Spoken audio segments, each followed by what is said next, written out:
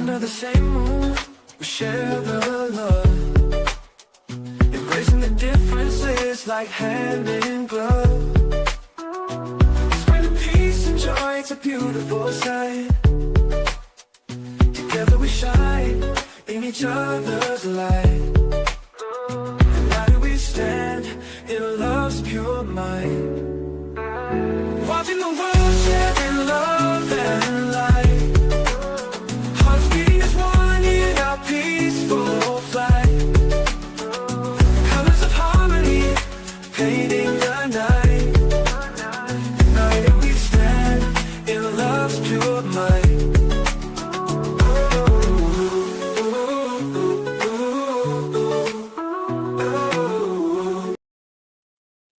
Good evening and welcome to Watching the World. Tonight we take a step back and we ask the question that millions of people around the world are quietly asking themselves right now: what in the world is happening? Across the globe we see troubling signs. People are going missing under mysterious circumstances. Violence and instability seem to be spreading. Nations are positioning themselves for conflict. And every day the headline speaks of wars and rumors of wars. What's really happening? From conflicts overseas to unrest at home to the shocking criminal cases, all of these things have so many Americans and people throughout the world so troubled, and they often feel like we're at some sort of crossroads. But what does all of this actually mean? Is this simply the normal cycle of history repeating itself, right? Are we looking back into the past? Or are we witnessing a moment where the world is shifting in ways that we just can't ignore? How could you ignore this if you have children, right? And even we learned from the case of Nancy Guthrie, whenever you have parents, now you have to keep an eye on them too. Make a list and check it twice, right? Tonight, we're going to take a closer look at the events, and also we're going to take a look at the behavior and the deeper questions behind the headlines that we see every day. Every morning, we wake up to a new story, a new thing to be concerned about. Because here at Watching the World, we don't just report the news, we try to understand what it means. We try to look behind what has everybody so confused, and we try to find the heart. We try to find the root of the matter. So I'm just asking you guys to stay with us. Stay with us tonight as we continue to push forward to try to find solutions, as we try to elevate together and make sense of all the confusion in the world. In fact, we're going to start off tonight. Tonight, we're going to break it into two parts. First, we're going to talk about Nancy Guthrie, which we did a great job last night trying to understand. We went all the way back to the second press conference by the sheriff, and then we went through number 2, number 3, number 4, right? But today, I went back and I was able to get the very first press conference. Although it wasn't official, the sheriff was standing out on her yard, and he kind of said some things that are going to help you to look at this case quite differently. And then after we take a look at some of the ins and outs of Nancy Guthrie's case, then we're going to take a look at the Clintons. As you know, last week I went and covered the Clintons' boots on the ground here in New York, where they actually came for the deposition. I actually saw both of them in person. Quite the experience. Although I'd seen Bill Clinton before, it was the first time that I actually saw Hillary Clinton in person. But we're going to get to this tonight, so stick with us. Last night we went 3.5 hours, but we were really deep diving. Tonight we'll be somewhere between an hour and an hour and a half. That's the typical amount of time that we spend.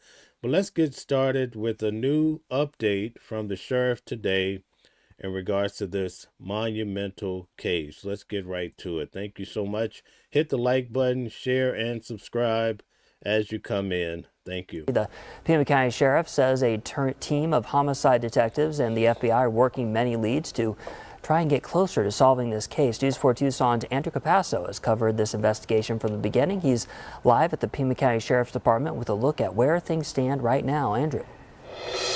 Yeah, Robbie, good afternoon to you. Nice to see you. So this. Now, before we get started, this is Andrew. And when I went out to Boots on the Ground out in Tucson, Arizona, Andrew is the gentleman from Channel 4 that interviewed me. And when he interviewed me, the local people would come over and say, hey, we saw you on the local news. We appreciate you being here. So that kind of helped me really get warmed up to being out in Tucson, Arizona. Not only that, the sun was scorching, so that helped me get quite hot as well, especially wearing a suit. Thank you. Evidence ranges from that DNA collected near the scene to cars, and of course that doorbell camera video from the night Nancy was taken. Sheriff Chris Nano says there are several good leads here, and he is confident in his investigators. So right this second, investigators are waiting for DNA at that Florida lab, that private lab there in Florida. At the same time, dozens of FBI agents are still on the ground here in Tucson working this case. So now, today, more than a month later, we are less in the evidence collection phase and more in the analysis of everything collected phase. The sheriff says it's frustrating to wait. He understands that, but he says it is important, and this part takes time. Meanwhile, he says some of the leads investigators have in their hands right now are very promising. Listen to this. We have information on this case that we think is going to hopefully lead us to solving this case. But it takes time. My team can now focus on what's really the meat and potatoes of this case, and that is who it is that was in that video and who took Nancy Guthrie. Okay, so the sheriff says they have information that might be able to help solve the case. That's quite intriguing. I would like to know how soon would this actually materialize. I was out there over a week and I really didn't see any FBI agents. And even today when I'm monitoring different people that are boots on the ground, I do see some vehicles, but not a lot of activity. But we see here from this report, the FBI is still searching and still on the case. So we have to take it for what it's worth. Let's get back to it. So the sheriff standing by his team of investigators, he was asked if he's confident his investigators will solve this. The sheriff saying, quote, absolutely, we will get there. So we're going to continue to stay on top of this. Of course, I've also talked to United Cajun Navy today. They're offering a lot of help and a lot of resources from across the United States, really around the world. We're going to talk to them and hear from more of them coming up starting at 4 o'clock. For now, reporting live at Pima County Sheriff's Department headquarters. And definitely, I want to give a thank you to Andrew. I know he follows the channel. I actually saw him follow the channel, which is pretty cool. But I want to say thank you because before he interviewed me, he said, listen, I'm not going to, take this far left. I'm going to give you a noble interview. And I felt like even though the interview was a little bit contentious because the situation out there was contentious between the big media versus what they call the YouTubers, although we're much more than just YouTubers, I felt like he did the best he could to bring both sides of this story together. So shout out to Andrew. If you're listening, I appreciate what you did. You kept your word to a certain extent. I appreciate that. Now we're going to go back and look at the very first night, February the 1st. We're going to notice what the sheriff actually said occurred in regards to Nancy Guthrie. And keep in mind, this is the freshest interview that the sheriff is going to give because it's actually happening. He's just found out that she's went missing. He's actually talking to the media before a lot of them actually even arrive. And he's telling you basically what he knows. And he doesn't have a lot of time to kind of hedge on what he's going to say. So pay close attention to this interview. I think it's the best one yet. And it helped me to realize what type of case we were looking at, something that I didn't even realize even when I went out there. So this interview, I had to go and dig it up, but I want to share it with you guys tonight. On a search and rescue mission, we hope. But we're looking for a missing person. Nancy Guthrie, I think we sent out a meeting release to all of you. Came to our attention, we got a call, a 911 call, that Miss Guthrie was reported missing from her home. That call came in around noon earlier today. Our teams came out, our search and rescue team, being supported by Our volunteers are from Search and Rescue Association, from PSAR, from Guys, hit the like button, share, and subscribe. Thank you. Border Patrol. They gave us their search and rescue dogs. We've pretty much just thrown everything at this as we can. Miss Guthrie is 84 years old and is not of good physical health. And so naturally that's a big. Okay, so he says she's 84 years old and she's not in good physical health, all right? This doesn't have the best sound quality because he's not in the studio or perhaps in the office, so he's boots on the ground. You could actually hear all the vehicles moving around. Concerns. The scene at the house also has some concerns for us as well. And so that's why we're doing all we can to try to locate her. We've contacted and remain in contact with all of our local area hospital, our medical transport teams. So far, that's proven to lead nowhere. We will continue to search as we are right now with our. So they checked the hospital, transport, and basically it looks like he's lost for words because they can't find her anywhere, basically. Our survey of our air assets. We use drones and our airplane or helicopter. We'll be at this all night processing the house. And then tomorrow morning we'll start again with our search and rescue mission and then try to regroup and see what else we can do. And maybe we can miss something. But I don't need to tell you, this is very concerning to us. You don't typically get the sheriff out at a scene like this, but it's very concerning what we're learning from the house, and so we'll just continue. The detectives there, our homicide team is out right now, looking at the scene as well. Okay, so did you hear that? The homicide team is out right now. So immediately on the first day, they're calling in homicide for this event. What is it about the scene that concerns you? You know, I don't want to get into those details. I would just tell you that it's certainly a grave concern to us, just what we see there, and we'll continue to look. So you suspect foul play? So it sounds like he's saying grave concern. He may have said great. It's hard to decipher based on what they saw. So what is it that they had seen?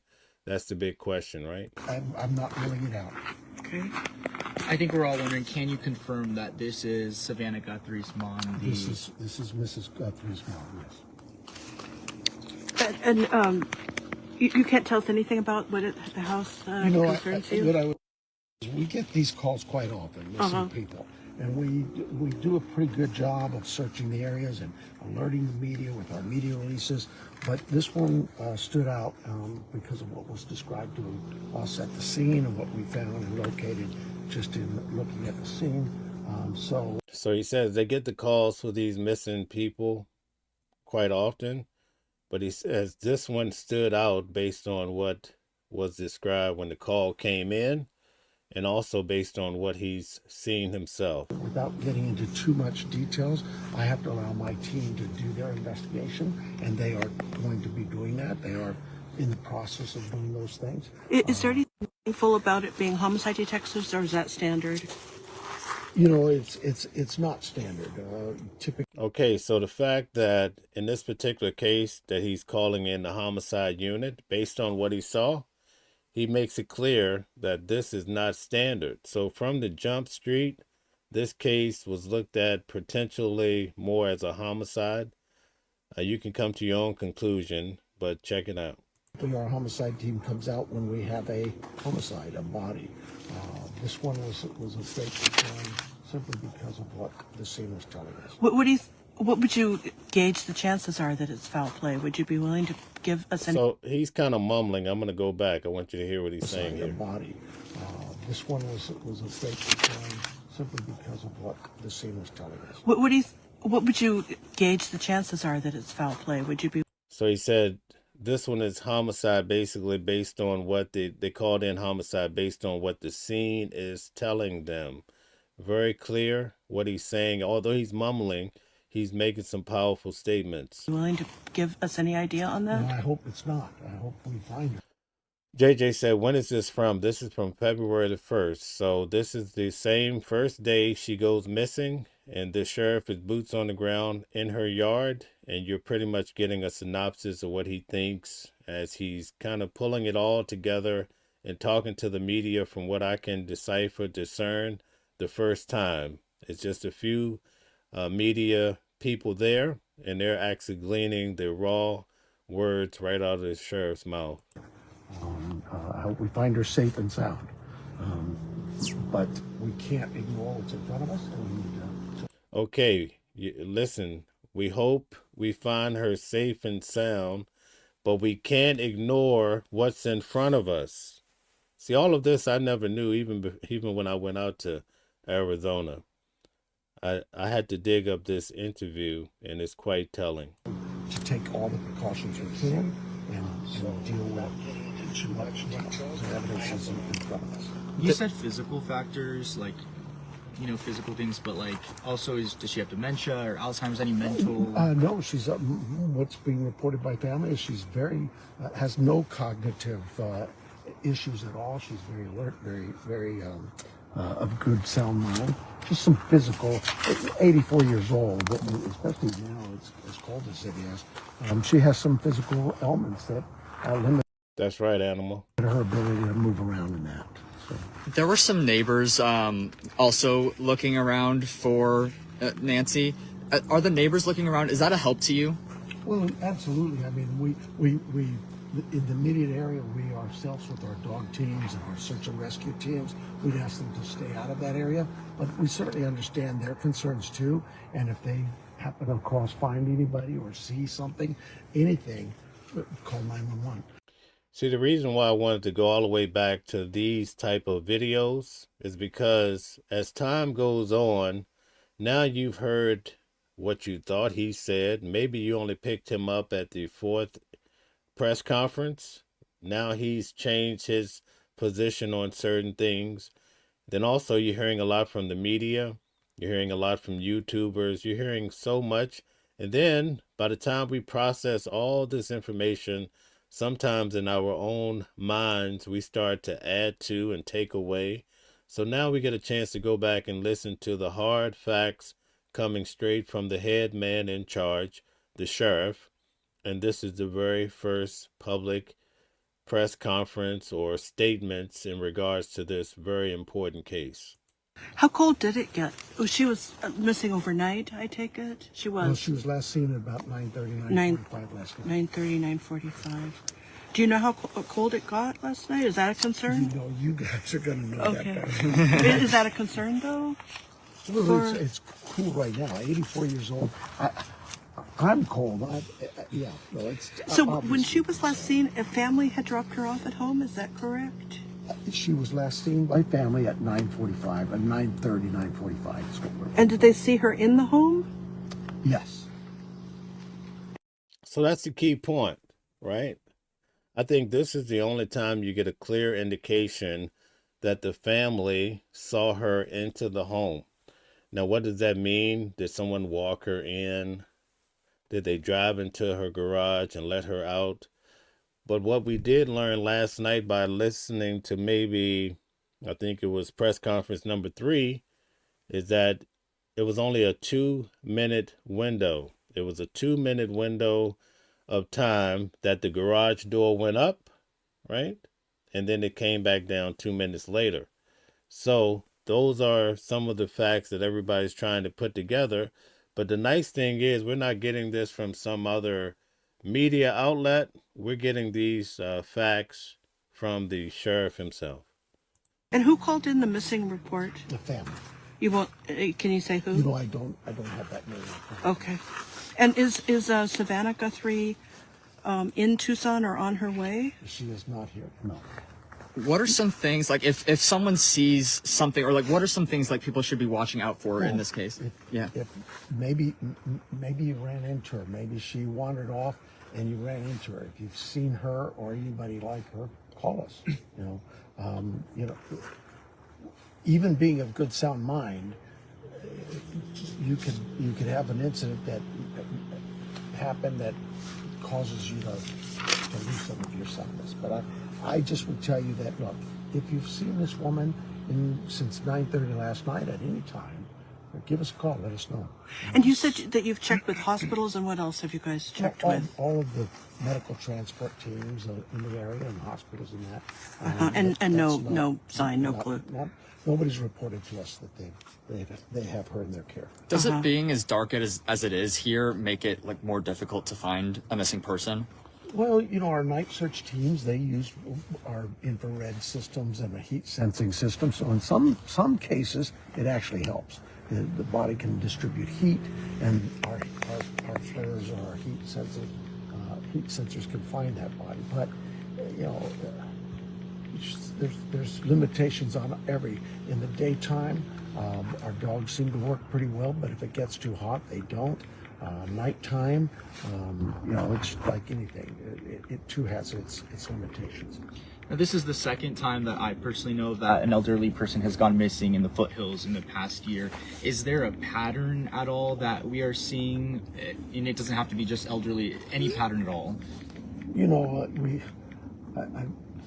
we have missing persons and search and rescue missions, not weekly, not monthly, daily here in Tucson. And it can be from a young 19, 20-year-old hiker who just gets lost in the desert or lost in the mountains.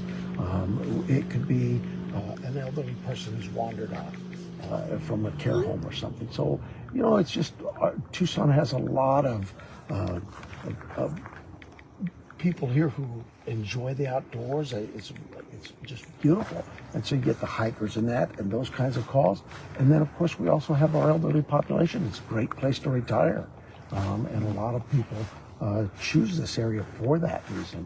And of course, when you're coming here for that reason, what's the attraction? A lot of the great weather we have. There's a beautiful day. The outdoors, even to the elderly, it's just you know. So our search and rescue teams, our search and rescue volunteers, we could not do this job without them. It is tremendous work for them, and they every day are out here helping.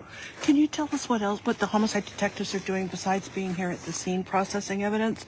Are you looking at acquaintances, friends, family, or? Well, I mean, we're talking to anybody and everybody. I mean, that's what you do. We Right. gotta hear from people and talk to them. When did they last see this person? What do they know?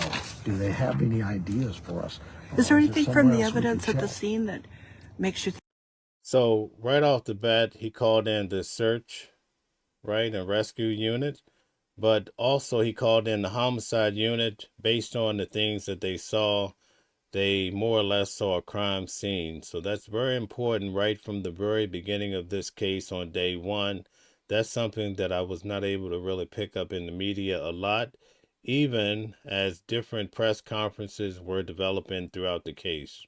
think there may have been some random encounter? The only thing I can tell you at the scene is it's concerning to us that it's enough of a concern that we called out our criminal investigation team as well. So, did you hear that? They had to call in the criminal investigative team based on what they saw. It was so concerning, right? This is a different kind of case. I think most people got caught up on the kidnapping and they kind of ran with that. And then a lot of people, by the time they heard the kidnapping, which was earlier on, they didn't realize that these type of words were actually expressed earlier in the case before the whole kidnapping scenario came into play. Okay. Any aerial surveillance? Well, you don't see it now, but we had our Survey 1, our aircraft. We have our drone systems, our volunteers, their drone systems that have some great technology attached to them. So today our chopper is out here on top. So we're throwing as much air as. So for those of you that are just coming in, he had already stated earlier, this is the very first day. And as you can see, pretty much night. It gets really dark out there. I just came back from out there. First day, Nancy Guthrie goes missing, and this is the sheriff of Pima County, and he's out talking with a few reporters, talking about how whatever they saw, this was a crime scene. It was so concerning that he got homicide units involved along with the search and rescue. So this is day one for those that are just coming in. Such ground and air assets as we can in this.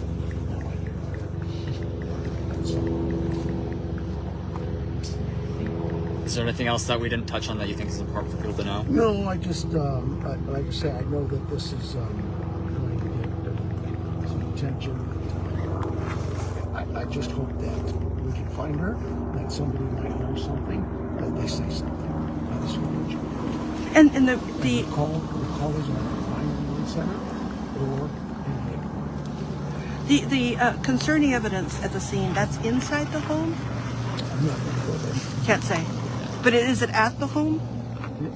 There is the scene that we're processing is at the residence Okay. of Mrs. Guthrie, and it's just there's some things there that are of concern to us. Okay. And right now is not the time to get into that.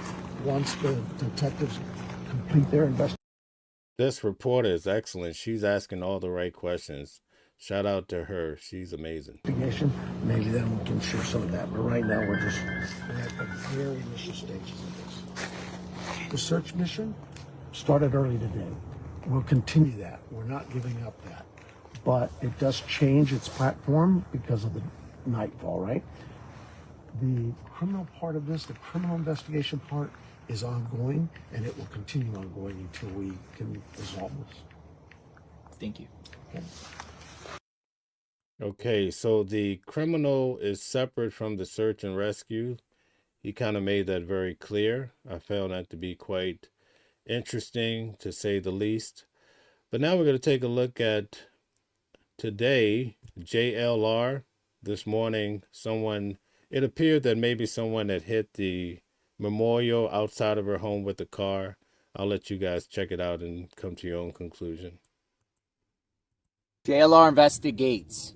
Day 31, where is Nancy Guthrie? Someone ran into this memorial. There was all types of flowers all over the road here. That's crazy because she has a memorial in front of her house, Nancy Guthrie, and people have been laying flowers, cards, and I came here this morning, and I'm just going to put... Now, guys, I'm going to pause there for a second. Being that I was just there, I want to explain something to you. Where JLR is standing, it's pretty much the beginning of the highway. I'm at the driveway. And if you were to go straight into, it would go loop around some of the bushes there and go right to her garage, okay? So the garage is on the side of the house. The driveway loops around and comes out at the other end. And if you notice, there's a lot of gravel there. That gravel, every time the sheriff would pull in, because they were doing security detail, but every time they would change, you could hear the gravel so loud. So that was a big concern. Whoever would have taken her would have to have contend with all the noise from the driveway in the middle of the night. Also, across the street, the neighbors across the street, the house sits up higher. So it might be possible at night to look out from that neighbor's house. And if the light is on, you possibly can see activity and things going on because you're sitting at an elevated point of view. Also, when we would walk on the gravel just by the edge of the road there, you could hear every step because of the gravel. So I'm just trying to help you to understand the layout. So just beyond JLR, where the driveway curves to the left, that loops around in front of her front door, comes back to the street. Okay? You see it kind of wise out. So up to the far right corner, that loops around like a backwards F, I would say, and it goes right into her garage. And her car was found in the right side of the garage, right? So if she was dropped off, I would imagine the person that dropped her off would have driven her into the driveway Typically, people enter from the right side. That's typical, right? But anyway, they probably would have driven her into this far right corner to her garage, because the sheriff, and I believe it's press conference number 3, says that when she's dropped off, they know because the garage is detailed and they have the timestamps, and they know that the garage door was up for 2 minutes. All of this is very important to know. But at any rate, we're going to focus a little bit on what JLR is saying, that over the night, last night, someone, it appears maybe they had driven into this, or maybe someone threw it out. But keep in mind that a lot of people are not there anymore. They do have cameras up. The last 2 over, but somebody like literally in there and ran it over, and all these flowers were all over the place this morning. It's crazy how someone ran into this. Maybe because they can't see, because it's pitch black out here at night. The flowers were everywhere this morning. So I'm going to kind of like put them off the road, which I've been doing. Some of the flowers are ripped. I was actually there for over a week, and while I was there, they had up the cones for the barricade, which has made it very tight to drive in between the barricades and these flowers. And while I was there, I never observed that the flowers had been tampered with. So now that the road is clear, to say that someone would just run into it, I think that's being kind, because it looks like, as JLR is saying, someone could have done it intentionally, although we don't know. Annie left this card yesterday when she came to the house with Tommaso and Savannah. But man, be careful when you're driving out here. I'm sure people will go off the road. There's no lighting here. Maybe it was purposely done. Who knows? Let's talk about the case right here. I'm going to spin the camera around. Okay, so that gives you an idea. I just wanted you guys to focus on that brief point. That's happened last night, so we'll keep our eyes and ears open to see how that develops, if it happens again. But it is quite interesting that something like that would happen. So also in the media, Nancy Guthrie's children, at least the 2 daughters and I believe the son-in-law, went to visit the, what we could call a crime scene, because that's what the sheriff said, the place where her home, where she went missing. So let's check that out and see what type of details we can glean from that event.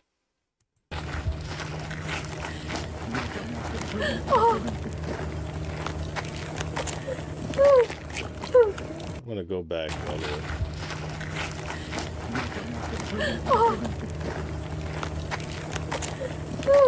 It appears to be Annie, the one that's crying. She's the one closest to us looking in from the camera. That appears to be her husband in the middle. And that's Savannah to the far left. And they're checking out the memorial.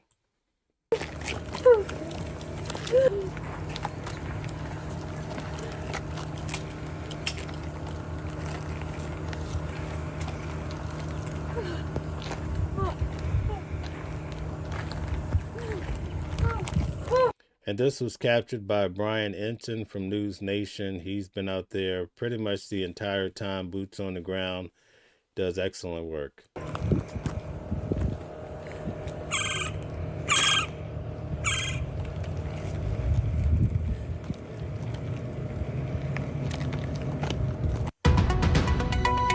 Okay, so that gives you an idea of an update. What do you guys think in regards to what we've discussed so far? Feel free to put any comments in the comment section. We have a lot of people. We actually have more people on X or Twitter than on YouTube. That's times are changing, but we have a lot of people viewing on the other platforms and even Substack. I want to say thank you to all of you guys for supporting the channel and checking us out for what's happening. Now, I want to go back in time. There was an incident where a mother and I believe 2 sons were detained by the authorities. This happened back around, I think it was Friday the 13th of February.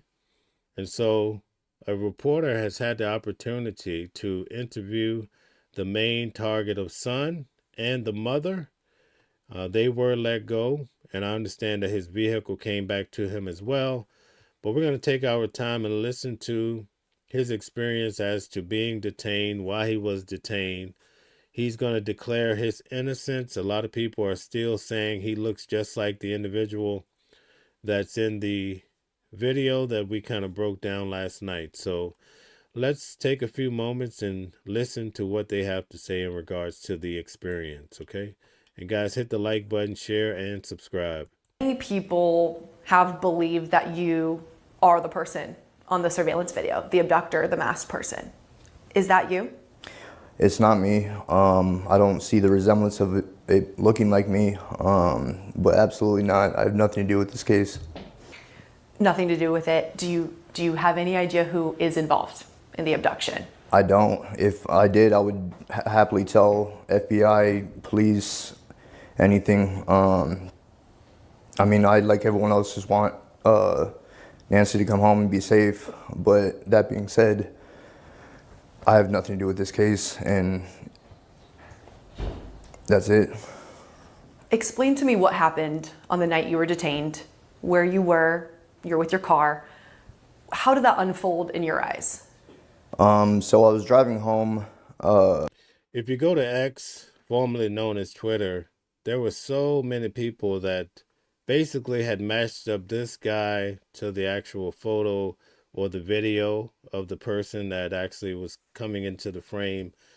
The person they believe took Nancy Guthrie.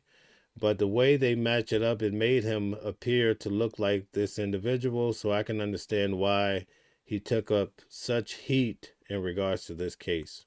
I noticed 2 sheriff vehicles following me.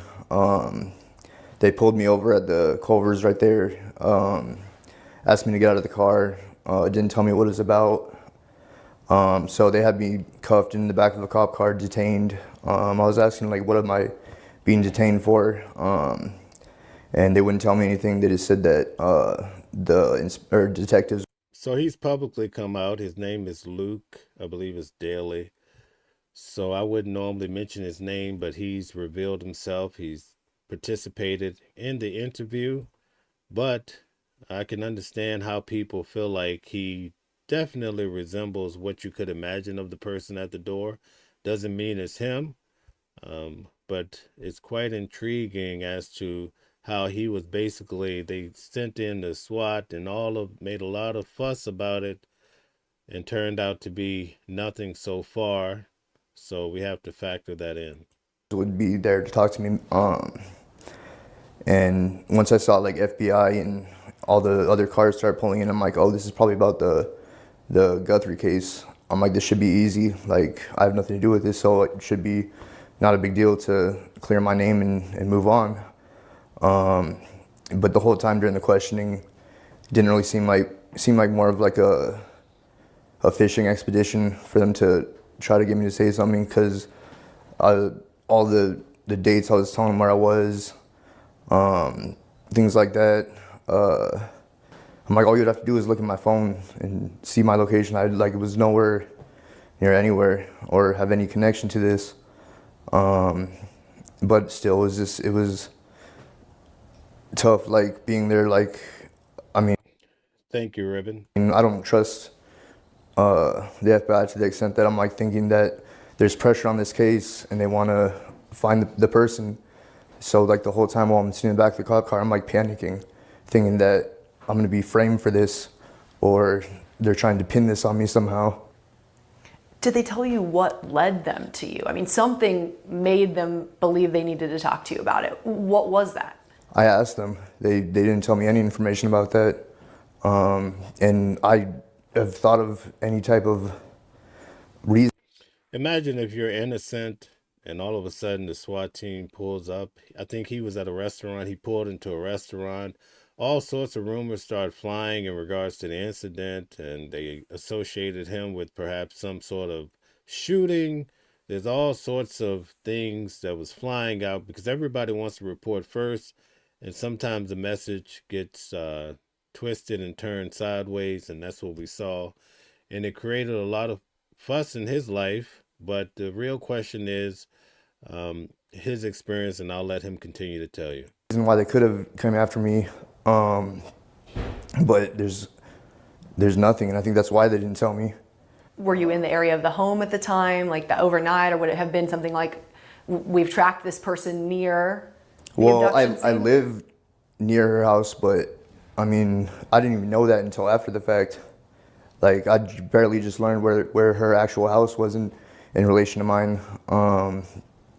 So I didn't even know. Had you ever met her? No. Did you know who she was? I knew who she was because my mother was following the case. But in terms of other than that, I would just go off what my mother was telling me. And so how long were you detained for? Probably maybe 4 or 5 hours. In the back of that car the whole time?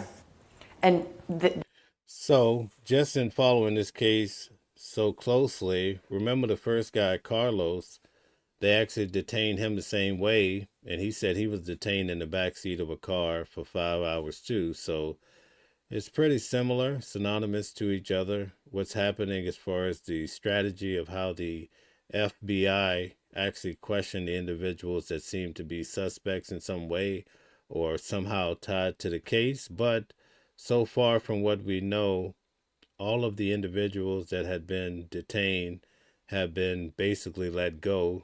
Does it mean they're cleared? I don't know, because the feds work in mysterious ways, but we'll have to see how this all turns out. they searched your Range Rover extensively? Yeah, they searched Range Rover. They towed my Range Rover. Did all DNA testing or whatever, and then gave it back to me. Took my cell phone. I've had no way to get a hold of anyone, which is probably a good. You know what's really crazy is when they towed his Range Rover, they let up the back door and they put up this big sheet, and then you'd hear all the pundits and people online saying, yeah, they typically put this up when there's perhaps a body in the vehicle or there's some major evidence. So all of this started the rumor mill, and it really went crazy. And it's probably going to take this guy a mighty long time to clear his name, even if he's not associated to this, just the way all of this had developed. Good thing, because everyone's looking at me like I'm this person that I'm not. So it's been rough. You got your car back Yes. in rough condition, or was it okay? Well, when I went to pick it up, like, it wouldn't start. They, I guess they drained the battery down, and it was just covered in the whatever white substance that they use for testing. But yeah, then I got it started up, and it wasn't. Luckily, it wasn't damaged in terms of like repairs or anything. But So when they released you, what did they say? They say you're free? Did they say never mind? I mean, what was the verbiage there from them? they had just told me that they were still at my house, so I couldn't go home. But they drove me somewhere near the house and just dropped me off. And I was like, well, I don't have a phone. How am I supposed to figure out when I can go back to the house? And they basically said, you're just gonna have to figure that out. So, I mean, I waited just where they dropped me off at for maybe an hour or so. I had a friend that lived near the area, and I walked over there. They weren't home, so I was just waiting, like basically just on their patio. And then it got to the point where I'm like, well, they should be done by now. I walked back to my house, and this was like the worst part for me, is getting there and seeing the house torn up. But the worst part was my mom not being there, and her being elderly. It's kind of eerie looking at him and also watching the video. But again, it is what it is, folks. And having AFib and things like that, I'm thinking the worst. Like, I see her car's here, but she's not there, and I don't have my phone to get a hold of her. So I'm wondering what happened, if I need to start calling hospitals or what the deal was. But luckily, I guess she went to one of the neighbors, but I didn't find that out until the next day. Right. You were detained and released, but you've said it, your face, your name, it's everywhere online. People still believe you were either involved or did this. What's that been like for you to have your name, your picture even a past mugshot all over the internet associated with this case? I mean, for me, it's terrible. It's hard to go anywhere, and the hard part is they're making all these assumptions based on things that have absolutely no relevance, and they're just bringing up my past, which I mean, I do have a past, but nothing violent or anything like that. All my past has just been involved with using drugs, and I haven't been in that life for over 2 years now. So all the things that they're bringing up, yeah, I guess it's public record, but it would have came out if it wasn't for all these people speculating and doing things like that. So now people that had no idea about my past, so I've done like a good job of working past it and not having anything to do with it. So them doing that now is kind of just reopening this whole speculation and make me out to look like. Well, if he's definitely concerned about this, it's only going to escalate now because he's taking an interview and he's actually talking about it more. It's only going to get worse. This bad person, which I'm not. And it's not just been you. People have found, records of an alleged girlfriend of yours. There's been a lot of rumors swirling around. What do you want to say about those rumors, about you, about her, about, everybody that people have looked at and said, well, they could do this? Yeah, first of all, that's not my girlfriend. I barely knew that girl, and I was arrested with her on a completely different circumstance over a year ago. I haven't talked to her since, and I guess they're just going off of the arrest saying that I was arrested with her, but I hardly know her and don't associate with her. But in terms of everything else, I mean, all the speculation is just going off of, I don't even know if people really believe it, but online it just seems like they're pushing this narrative and trying to make connections with things that are, I don't know, basically like circumstantial, like saying my eyelashes match the guy in the ski mask picture, which I'm sure like if you could use anyone's picture and find similarities. And you don't recognize the person on that, in that footage? No, I don't. But in terms of all this, like I said, they're comparing my face to this. They're talking about my Range Rover, which I didn't even buy until after she was reported missing. Okay, so he bought the Range Rover after she was reported missing. Okay, very good. It was a new car, yeah? For you? Mm-hmm. Yeah. They're talking about another car that was towed off my property. That car wasn't an accident, has nothing to do with this. It wasn't towed in relation to this case. It was being towed by the insurance company. Guys, take a moment, hit the like button, share, and subscribe. Thank you very much. To assume if it was totaled or not. So that had nothing to do with the case. There's no evidence to point towards me other than speculation. You really have no idea what led them to you in this case? Absolutely not. Still a mystery to you? Yes, and I would love to find out. Were you dealing mostly with sheriff's deputies or FBI agents when you were detained? When I was detained by the sheriffs, but in terms of all the questioning was done. Thank you, Jeff, for becoming a member and donating the membership. That's awfully kind of you. Thank you. By the FBI. What would you like to say to both PCSD and the FBI? Basically what I told him before, if there's anything, I'm happy to help. If there actually was something real that I could help them with, but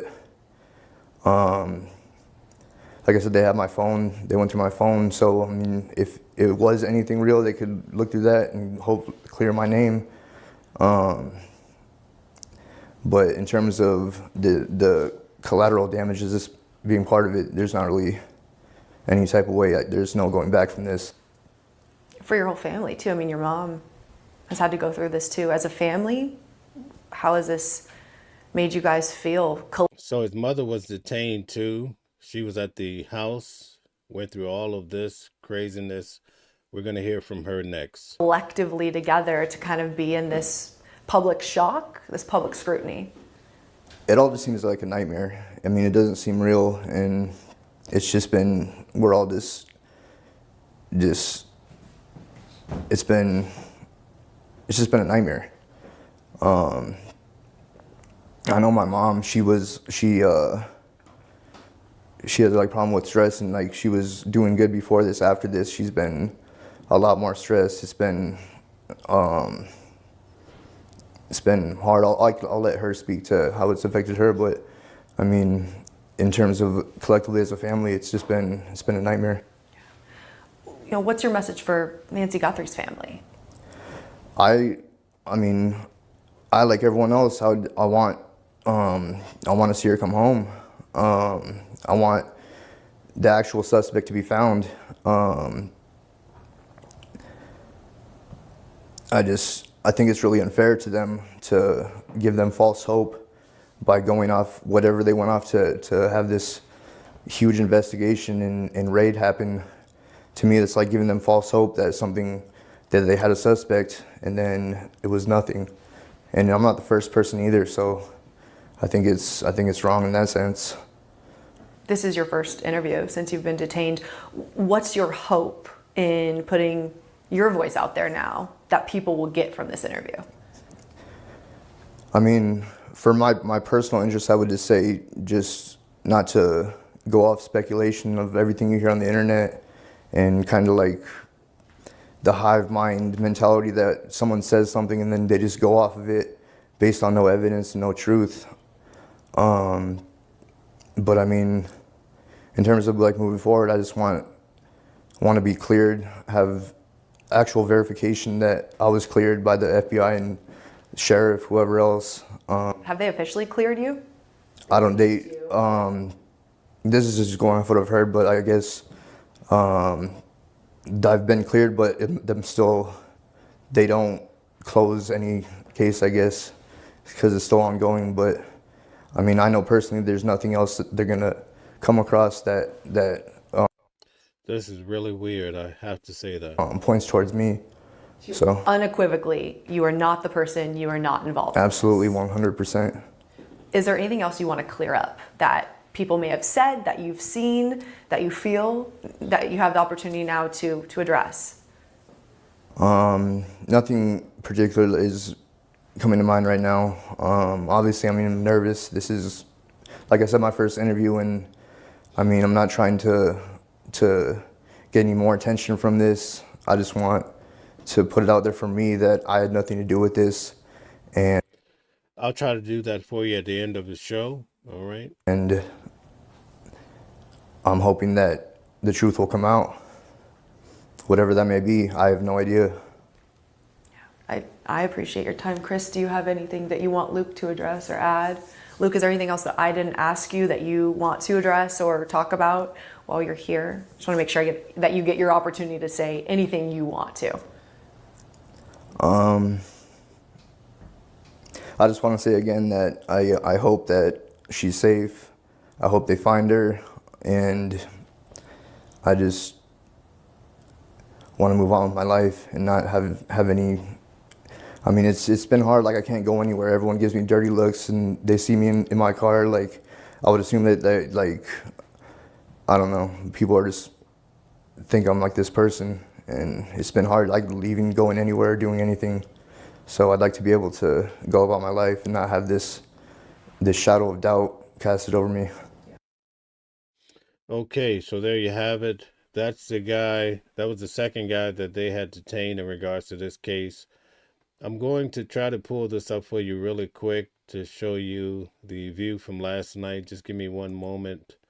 I'm going to do this for one of the viewers here. Let's see if I can find it. Just give me one moment. We'll see. We'll see if I can find it for you.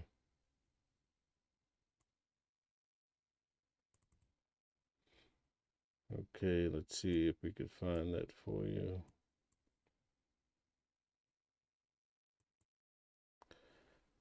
Give me one moment, guys. Thank you for bearing with me. I'm going to try to play that video for the person that wants to see it. Okay, so I'm going to let it play through, and pretty soon you're going to see a still frame to show you what the guy actually looked like, and then you can come to your own conclusion. Then we'll go back to the frame with the young man that just did the interview. So as what you're seeing on the screen is the person's now trying to find some sort of plants to cover up the camera. At least that's the way it appears. I'll go ahead and break this down, this part here. Since we're here again, you see the individual that allegedly took her, right? I guess the authorities at this point, it makes good sense that this person took her. You see they have a bite light in their mouth. You could also see where they have on a backpack. And as this moves, I'm going to move it a little bit. You can see the reflectors on the straps on each of the shoulders, okay? All right, so keep your eyes on those straps that are reflective and also the light inside the mouth, okay? And notice this is the person's left hand. And so this person's entire being, it appears, is over to the left of the frame. You start to see this light coming down. You see that light come down? A lot of people are saying this is an additional person. I've seen cell phone. I've seen it could be a part of this plant that's curving maybe. So many different ideas about, is this a reflection from the light in the mouth? Or is this light that's moving? Is it from somebody, an accomplice? That's the idea. We're going to play it one more time so you guys can get the gist of what's happening. See that? See how this light is coming down? The person in his entirety, it appears, is over to the left, looking head on into the frame. But why is this light or reflection coming down? That's what the big debate about is online. Let me show you again. You see, his head is over here. It can't be the straps on his shoulder. The hand is extended, trying to take care of this camera that we're looking through. The hand comes down, boom. So you can see the person's trying to somehow deal with this camera. And then you see this light here to the right come into the frame. Is it a reflection from a plant, or is it a cell phone? Some people say it's another flashlight. So many different scenarios. But at any rate, I'm showing this video because someone had requested, let's see, that cone had requested to see what the person looks like. So I think this is going to be the best frame here, right there. So that gives you an idea. We'll go back one time here. They're trying to say, basically, this gentleman that we just heard from, or the guy we heard from, he was basically held and interviewed by the FBI because he looked like the person. I mean, that's all we know. So that's probably going to be the best shot that we have in regards to this. For those that are trying to make some sort of comparison of head shape or facial features. We also, there you go, that gets a little bit closer. All right, so let's see. Okay, that's a good shot right there. Okay. That is a very unique head shape, I must say. Very few people have a head shape like that, but let's see. And obviously there's no sound to this.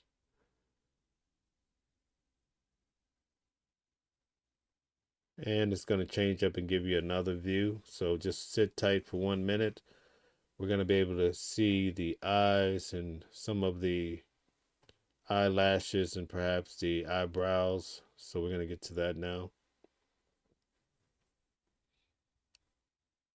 And you can kind of get a little bit of the features here. But after this, it's going to give us a different viewpoint. So this steel frame right here, they're saying it's from a different day.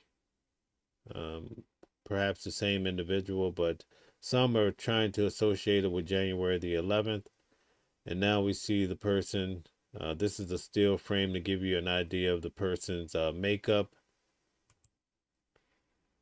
And I think we're going to get another steel frame that the person, here we go. So this is your frame. If you want to do a comparison, this is going to be the best frame of the night to have a comparison to the gentleman if that's what you're trying to do.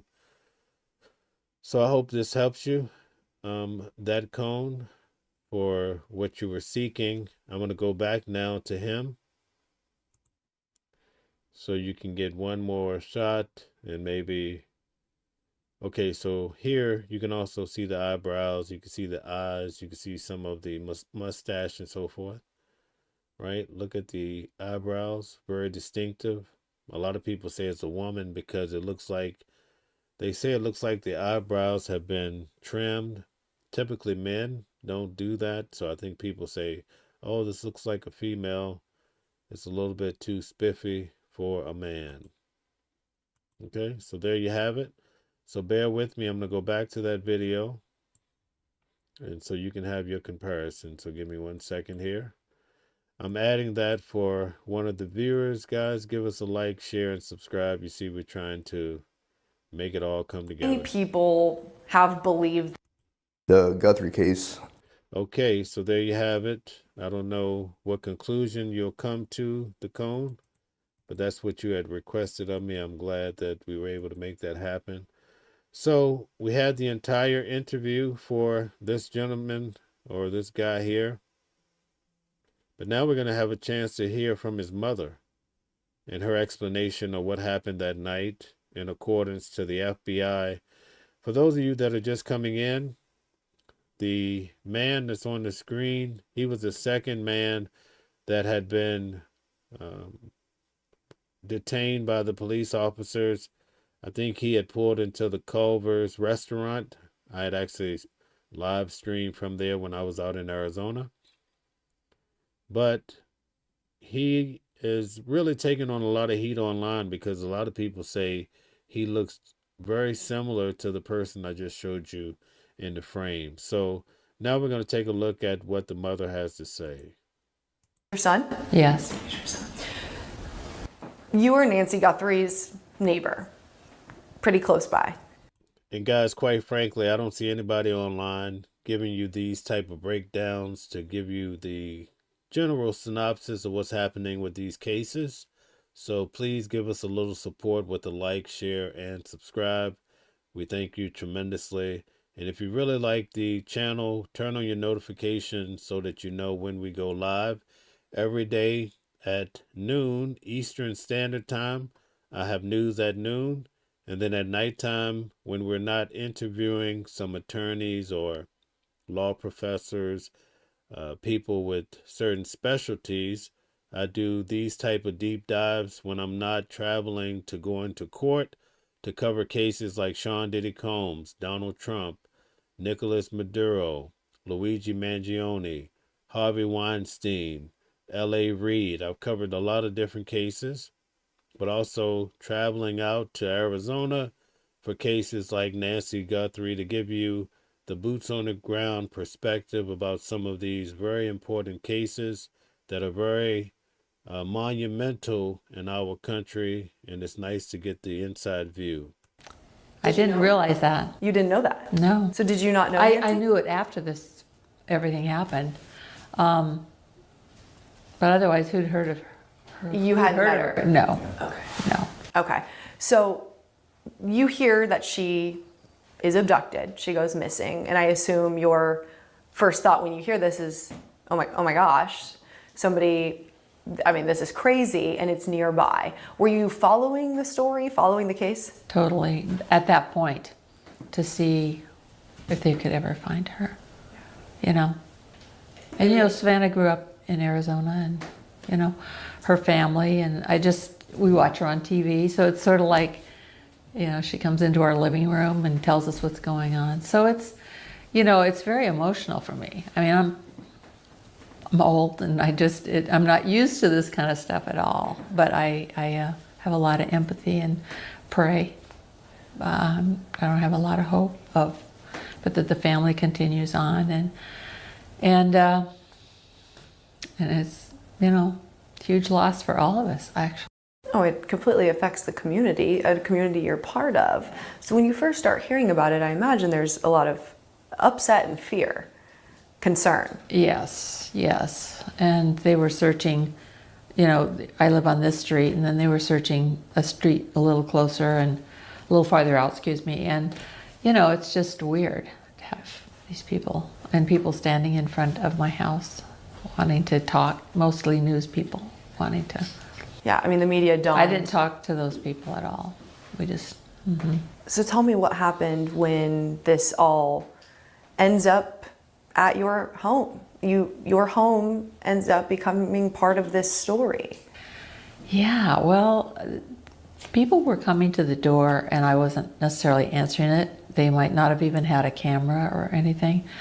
And then this one, late afternoon when they came in the big SWAT vehicles, pulled into my driveway and said they wanted to, they wanted to see anything that could link anything. I said, well, yeah, go ahead. So they were there for about 6 hours. And I was in the SWAT vehicle, and they went through my house and went through everything and tore everything, broke my... If the door was locked, they would break it open to go see what was in there. There really wasn't anything in there, but, it was pretty upsetting. Well, and it's one thing to come to you and say, do you Jeff, I agree with you. I think it's more than one person involved. have any video or anything like that? It's another to detain you and search your house with a search warrant. Did they tell you why? I guess I assumed, because I lived close by or something, but I just said I'd do anything if we could find some clues that might help, but I don't think there's going to be anything in here, but go ahead and look. I didn't say you can't look. I didn't even think. It was kind of, late in the day. I'm so sorry. I'll turn that off. I get a lot of phone calls. So, for those of you that are just coming in, this is Luke Daly's mother. Her house was raided along when Luke was detained as well. We're just going through the facts, just trying to come to some reasonable conclusions about certain facts about this case. A lot of messages from people. How are you doing, Mary? So, and then I just decided I was much better off going to Phoenix to be with Matt and the grandkids and his wife and everything. So when they detained you, did you know that this was related to also them investigating Luke? No. You had no idea? No, I wasn't thinking this was about Luke. I found out it was also about Luke, but initially, no, I was thinking it was all about Nancy Guthrie and finding her and whatnot. So, because I was thinking, I don't even think Luke probably ever watched the news and even saw Savannah on the news. I did. Right. So when did you learn that, your detainment was related to Luke's detainment in this case? When? I'm not exactly sure when, because honestly, during this time, I was really emotional, and there were lots of information coming in, and so I don't remember exactly the time, but I know that in retrospect, I know all this stuff that it did, but initially I didn't think of it being Luke as part of this, because I knew it wasn't something that Luke would be involved in any way, and he wasn't. So, yeah. And when you learned that, was there any thought could he have been involved? No, I didn't think he ever could have been involved. Not at all. No. So you and Luke were not involved in anything in this case? Right, except seeing it on TV and acting and some of the consequences of, we want to search this. And I'm like, okay, if it helps find, because this was early on when we thought differently about. Did they take anything specific from your home? Did they take anything? I can't think of anything they took.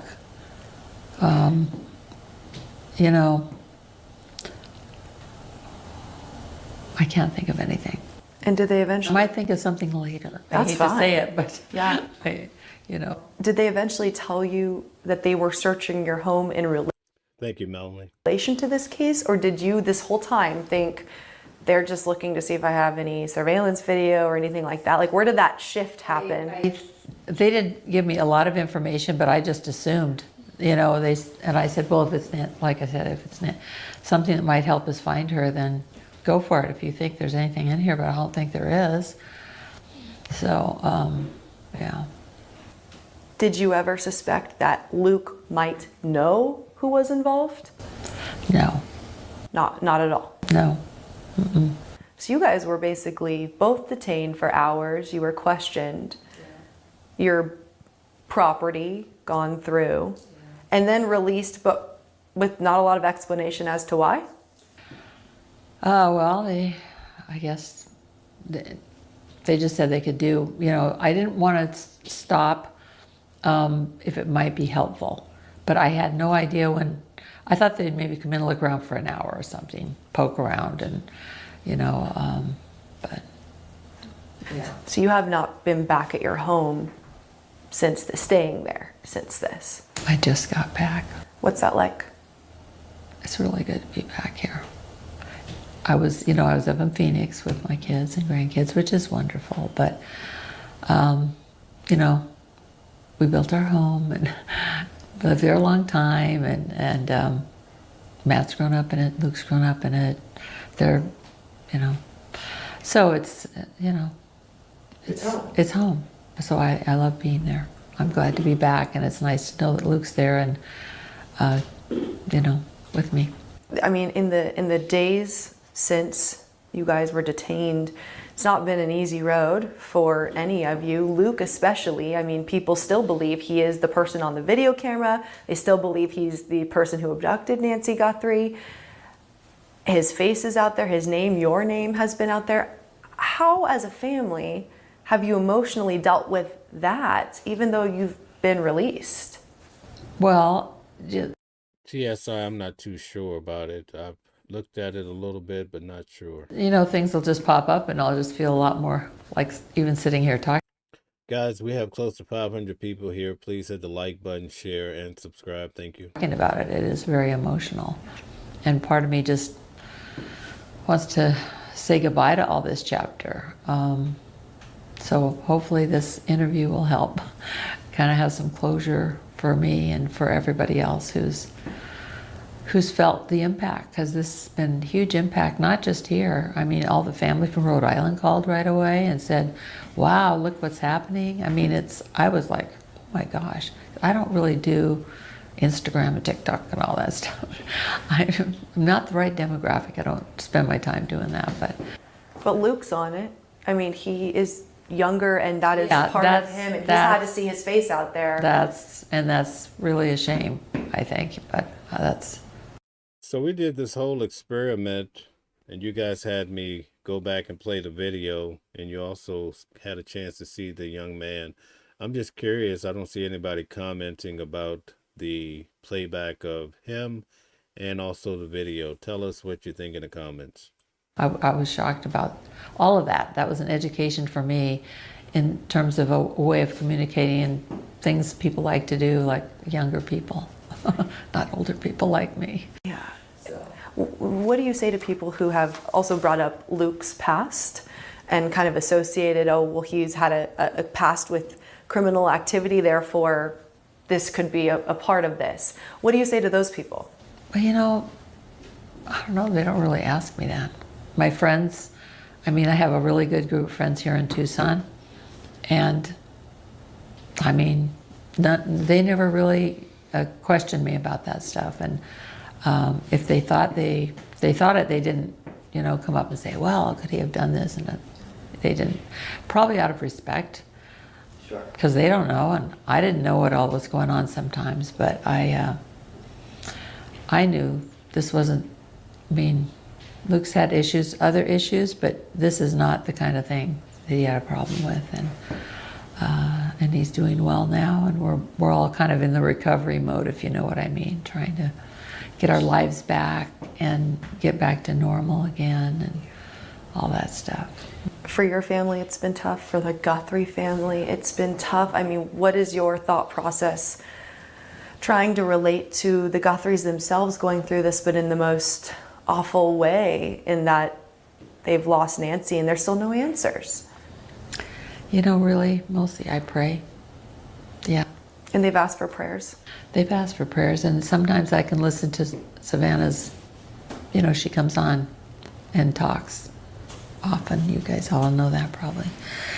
And I've watched a little bit, but I can't watch too much because No, guys, I'm not a detective. Obviously, but I can tell you right now, the individual that did this, at least from the video, you could actually see they have on their right arm a tattoo. It looks like a sword or maybe even a cross. So I think the detectives can easily determine whoever the guy is unless they went out and had it removed. But even still, you would see some sort of remnants of that. So I think they can really pin it down based on some of the features, because you can actually see it in the video. It doesn't take a detective to pin it down. Just makes me want to cry. It's just so sad. And the longer it goes on, then the more hope is lost, you know. For you guys in this neighborhood, you know, it's a very tight knit. It's a beautiful neighborhood. It's quiet. It's quaint. To have this kind of onslaught, the media spectacle, and then to become where you are, does that change your perception of how safe home feels? Well, I feel safe in my home now. I didn't for a while. That's why I went to Phoenix. I have wonderful neighbors. They live right next door, and we're in this little cul-de-sac together. And that's where the SWAT team came up the cul-de-sac and stuff. But I mean, I stayed with them some of the time. A couple nights I stayed over at David and Margaret's house because I was uncomfortable, you know. So yeah, I just never thought in my life I mean, who would imagine something like this? It was so much sadness, and I want to say global, but certainly our whole country, but it goes farther than that probably. Oh, it really does. I mean, the way media is today, I mean, I grew up in a different era, as you know. So it's amazing how things spread. So what do you want to say to the Guthrie family, especially for you and your son, if there was any possibility they still believed you guys could be involved? What do you want to say to the Guthries? Savannah, I am just very, very sad and sorry about Nancy, and I pray for you and your family that you heal, that you can go back to your normal place of life and resume and build with your family and your children and your husband. But I know it's going to be a challenge, but I'm going to keep praying. And you want them to know no involvement from you and Luke? No involvement from Luke and I, no. All right, very good. So I'm going to go back one more time. I'm going to show you guys some quick things, so try to bear with me here. This was not a part of the show, but since you guys are asking and you've been far too kind, I'm going to show you some kindness and go back and point out a few details. So pay close attention. We're going to breeze through this. I'm going to try to show you. I may have to take myself out of the frame so that you can see it much bigger, but let's see if we can make this happen. Bear with me, guys. Now, I want you guys to pay attention. Now, on your cell phone, you should be able to stretch this out to see more details. But in the particular hand that the individual is extending right now, I want you to look in between the glove and the sleeve, and you're going to see a tattoo, okay? So, and you can take your phone and stretch it out right there. So take your phone, stretch it out, and you'll be able to see the tattoo in between this glove and the sleeve. That's what everybody's talking about. So let's see if we can, right there you can see it. There's a tattoo, okay? Right there, that's even better. Okay, so in your free time, all you have to do is go back and look at this and you'll get a better idea of the tattoo. Okay, so there's the tattoo for your own personal time. But you can get a good idea. You can see like a handle from a knife or a sword. Some people say it looks like a cross. Actually, you can see where the handle, oftentimes in a sword, it's like a cross. Whatever it is, there's a cross in it, okay? So just go back in your free time and check it out. I'm going to show you something else here. So just bear with me here. Okay, right here. I'm going to show you something here. Let's see if I can get it to come up here. Okay, you look at how long the nails are. This is what people were pointing out last night. I'm going to try to pin it down for you. It's very hard. We don't have in a cell phone, I could show you easier and better, but just bear with me here. I'm going to try to show it to you.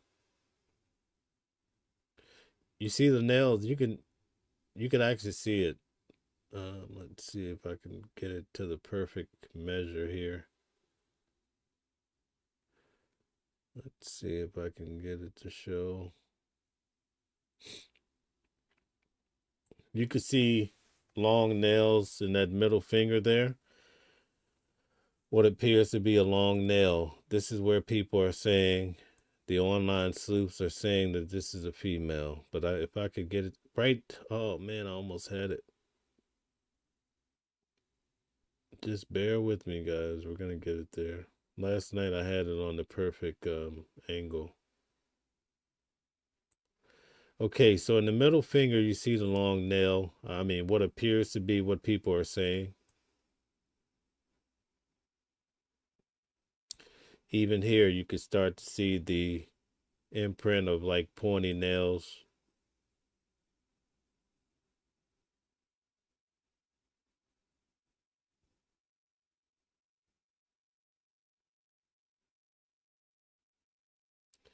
I think it's going to be somewhere right here. Okay, so you see that middle finger? It's more definitive there. Look at the fingers on the glove. But last night we got it to the perfect point. We may not be able to do it tonight. See there? Different angles, you start to see the fingernails along. Not to say men don't do it nowadays, but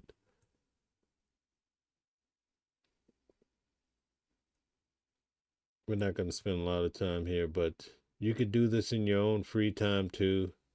I'm just giving you those angles to kind of figure it out. And let me just try one other thing here.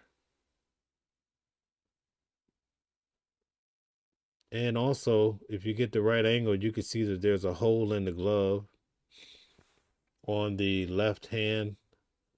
If I had more time, I would show you, but, you know, it's a little too complicated to do it.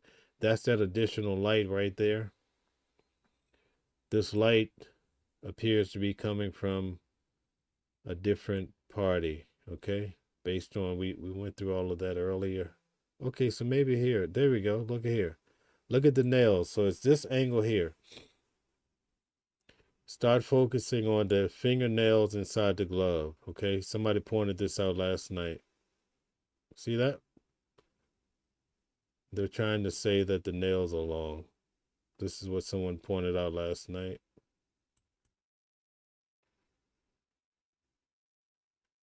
Right there. So that's a better angle.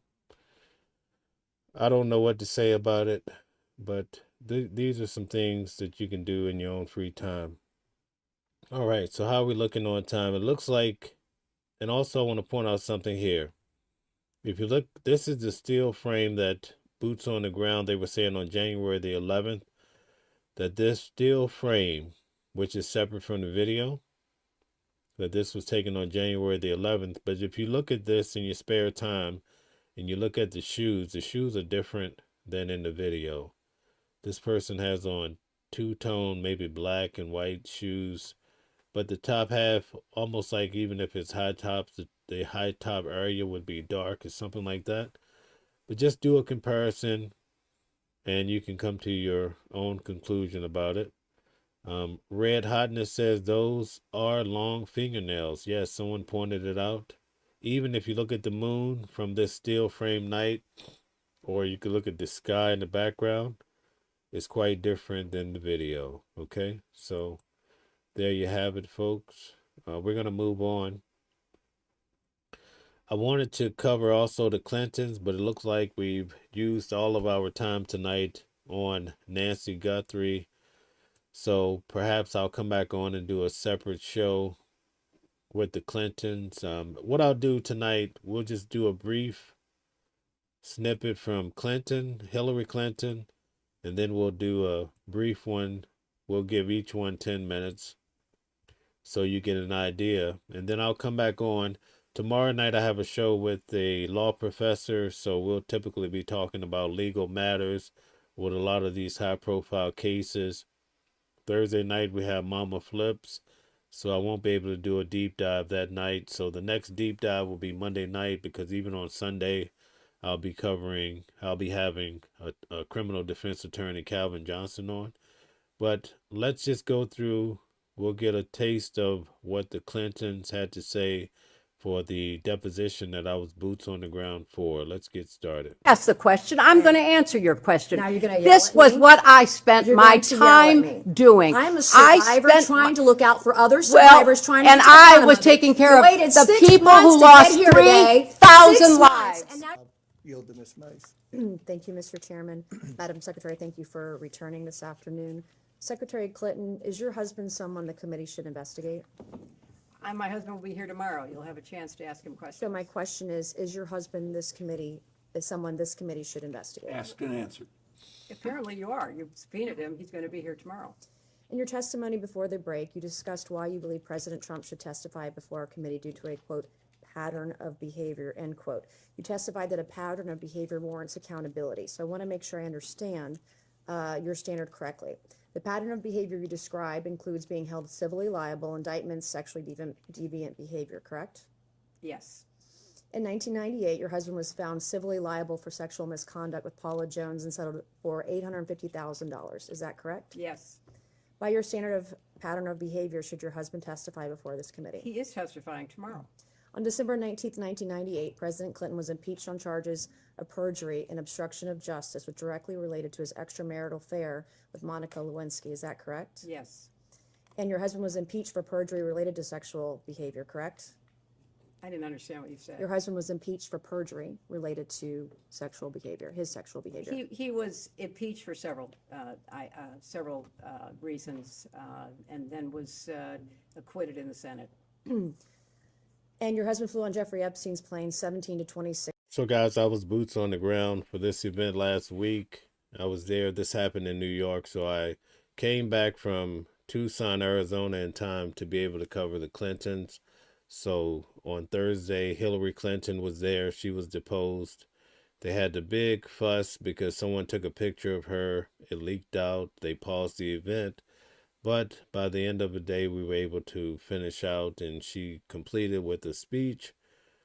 I recorded a lot of this through live video. You can go back and check it out last week, Thursday. I recorded a lot of the representatives like Comer, Garcia, and so many others. Just go back and check it out. Then on Friday, I covered Bill Clinton, which you can go back on Friday and see that as well, too. You could really get an idea what happens on the outside. You get to see all the reporters and how they're just all day long doing their cycles and reporting live right there, boots on the ground, putting on makeup and doing everything. It's quite fascinating to see people really doing great work just to get the facts out in a quick manner. 6 times, correct? He made several trips with different legs on the trip, as I recall. But he flew on Jeffrey Epstein's plane Yes, he 17 to did. 26 times. Mhm. Were you aware that Secret Service was dropped on some of those flights? That is not my understanding. Where they were not on some of those flights? That is not my So understanding. your understanding is that Secret Service was on all of the flights that President Clinton was on? That is with my Epstein? understanding. By this standard of behavior, multiple credible accusers, including Juanita Broderick, who alleged rape against your husband was disbarred in Arkansas, lost his law license before the Supreme Court, flew on Epstein's plane dozens of times, visited Epstein's island. That is not true. That is absolutely untrue. Well, there's documentation in the DOJ files. I'm not sure you're aware, your attorneys have told you, but Jeffrey Epstein told one of the victims to lie to investigators, to lie that Bill Clinton was ever on Epstein Island. I can provide that document to you. We would like that document, please. Okay, Yeah, counsel, I can do because that. actually the files say just the opposite. Epstein himself denied he was. These are FBI notes from an interview with a victim, and I can get you the victim number and the case number and the files. These are notes from a 302 interview. If you'd like those, are you going to provide those now? That's not my line of questioning. She brought it up, but I have a I'm document. sorry, I can get to you're you. making a representation Yeah. as to the facts. I didn't enter anything as an exhibit. but it's factually inaccurate. No, I can give it to you later. I can go find the document, make copies of it, and give it to you this afternoon. Thank you so much. Okay. By your standard of pattern of behavior, Guys, hit the like button, share, and subscribe. It helps the channel grow. Thank you. according to documents released by the Department of Justice, your husband appears in photos in swimming pools, hot tubs, aboard Jeffrey Epstein's private plane with unidentified young women. We came here today and told this committee, you told this committee. Also, I just want to mention to all the people that are viewing on X, formerly Twitter, and also on Substack, feel free to come over to YouTube. That's the base of the channel, Watching the World 777. We would love to have you guys here too. That a pattern of behavior demands accountability, correct? I said that I believe the committee should call anyone who had a substantial pattern and practice of contact with Jeffrey Epstein and his crimes before they came to light. Does that include your husband? And after they came to light. You're going to have a chance to question him tomorrow. So I'll ask you again, by the standard you just set, in your own words just now, does this standard apply equally to your husband or only President Trump? I have said that my husband has been subpoenaed. He will appear. He will answer your questions to the best of his ability. But there is no evidence whatsoever of any connection with Jeffrey Epstein's crimes. And I think that that will be obviously apparent in the questioning.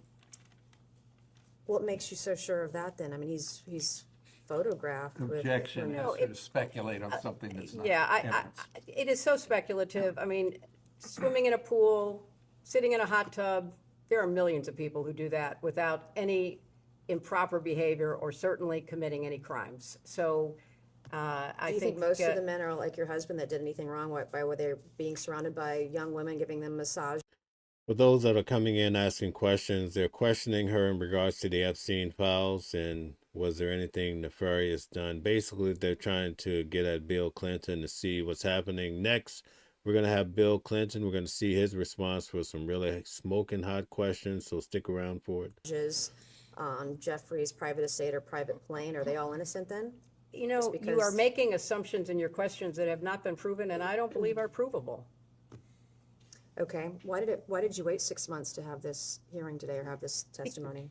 You know, I've answered that. I thought that given the way that other witnesses who were subpoenaed at the same time were being treated, that there was an unfair treatment of both my husband and myself.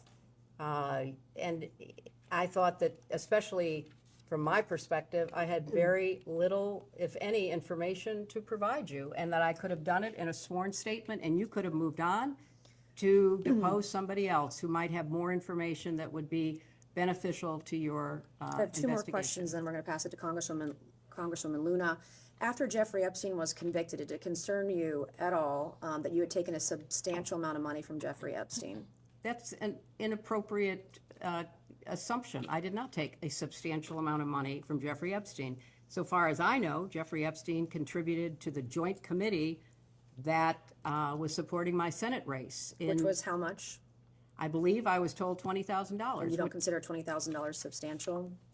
I do not consider it relevant to me because I had no recollection that I ever knew that he gave any money to the joint committee. So you didn't talk to your donors that gave $20,000 to your campaign? My understanding of the rules back then is that there was no coordination between the committee and the campaign. So, no, I have no recollection. But that doesn't mean you can't speak to your donors. That doesn't prohibit, the law does not prohibit you speaking to donors. But I didn't know he was a donor. As far as I knew, he was not a donor until I learned this in preparation for the testimony. Did it concern you at all that Ghislaine Maxwell was heavily involved with people you knew and were close to? I knew people that I knew her. Yes, that's true.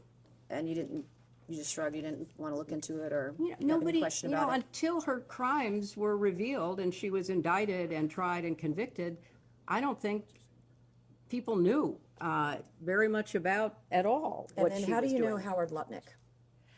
I know Howard Lutnick because when I was senator on 9/11, the firm he headed, Cantor Fitzgerald, suffered the greatest loss of life. As I recall, something like 650 of his employees were murdered by terrorists that day.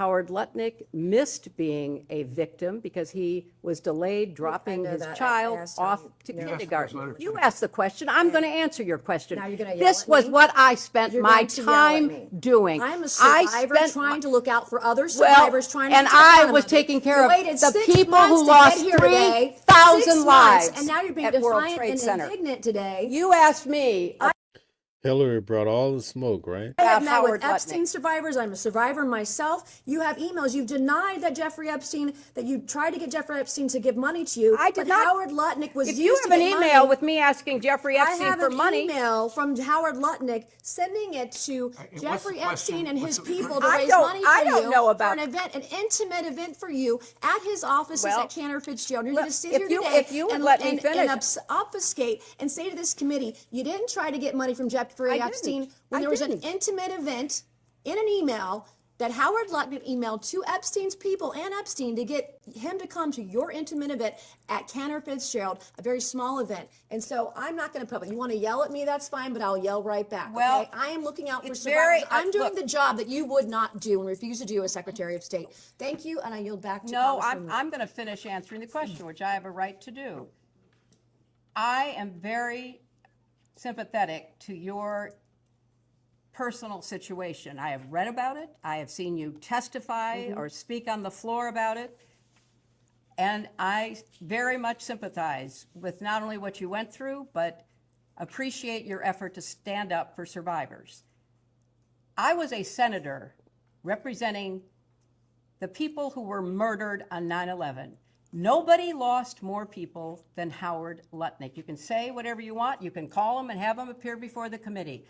But I knew him as the man who lost the employees that he knew intimately, including his brother.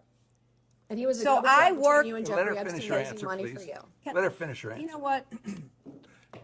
If you don't want to hear what emotionally affected me, that's fine. But that's why I know Howard Lutnick. I went to the memorial service every 9/11 after the formal service was held. I see what you're with doing here, all- and you're with obfuscating all from of the his questions. He was people, the go-between families. between you and Jeffrey Epstein raising money for your Well, campaign. you know, Howard Lutnick and I did Thank work you. I will together now yield because to we had a lot of Congresswoman Warner. victims Thank you. to take care of, and we worked together to rebuild downtown Manhattan. That is how I know Howard Lutnick. Okay, very good. So now we're going to check out Bill, and why did Epstein have a photo of him in a dress? So let's check it out, folks. Mr. President, moving on to my next question.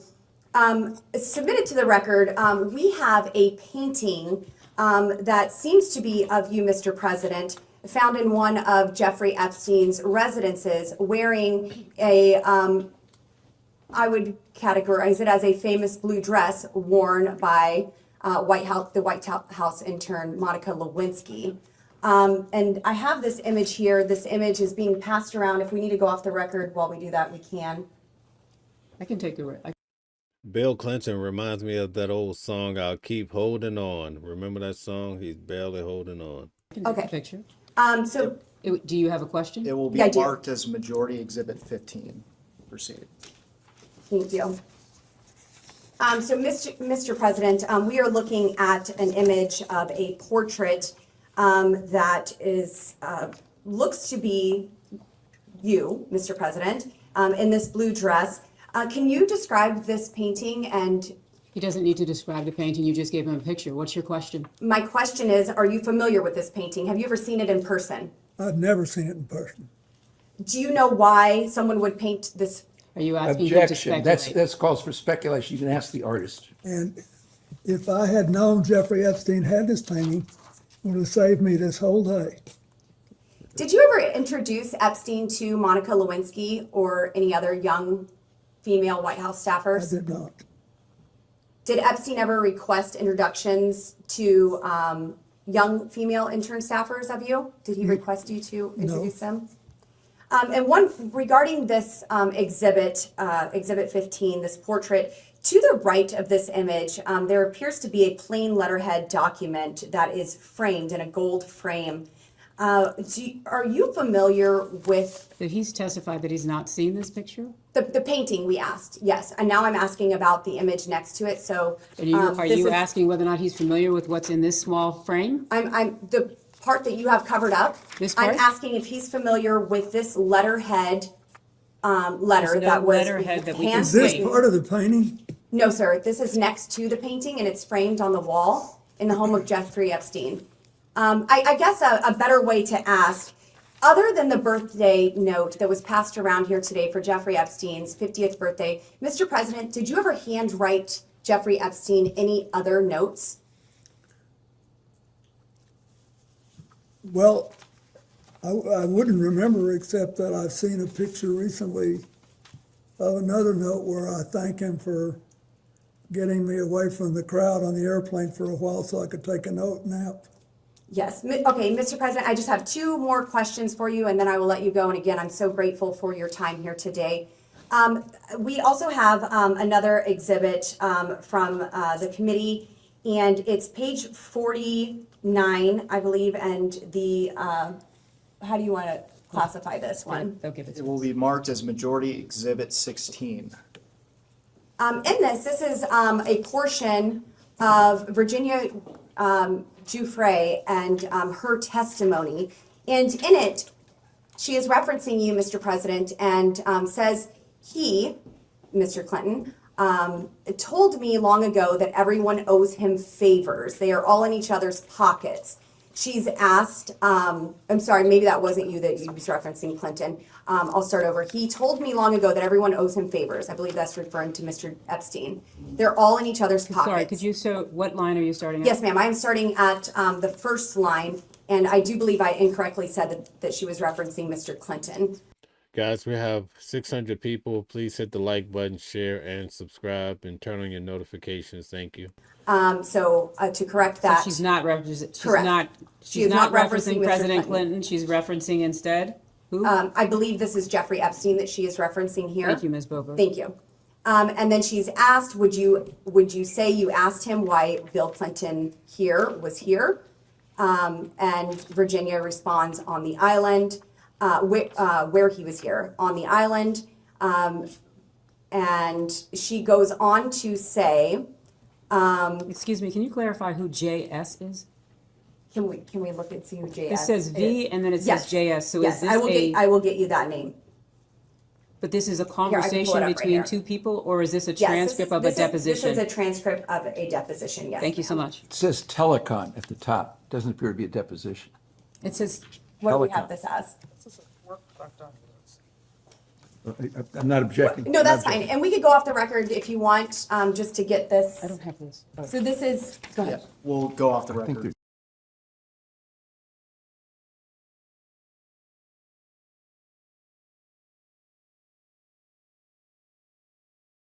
All So right. we can there- go back on the record. Thank you very much. And this is a long dialogue between Mr. Jack Scarola and Virginia Giuffre, and I will summarize this. It is mentioned by Virginia that everyone owes him, presumably Jeffrey Epstein here, favors. Mr. President, were you ever in the position to owe Jeffrey Epstein a favor? I didn't consider that. I thought we had an understanding about the airplanes, that he would let me use the airplane to set up my AIDS programs around the world if I'd agreed to talk to him for an hour about economics and politics on every long leg.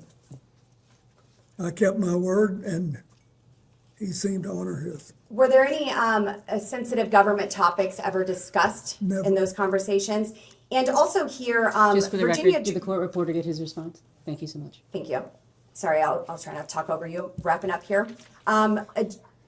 Virginia Giuffre is also asked in this document. The same one you handed us? Yes, ma'am. So we should be looking at? This is 1, 2, 3, 4, 5, 6, 7, 8 lines down. JS is speaking. Were sexual orgies a regular occurrence on the island at Jeffrey's house? Yes. My question, Mr. President, were you ever aware or engaged in any of these sexual orgies? Are these on the island where he's testified that he's No, not ma'am, been on the I island? was never on the island. Were you ever on any island in the Virgin Islands? To travel for a trip with his wife, which is on the public record? I'm With sorry, Jeffrey what's your Epstein? question? No, You were never in the Virgin Islands in the Virgin Islands with Jeffrey Epstein, no. Okay, thank you.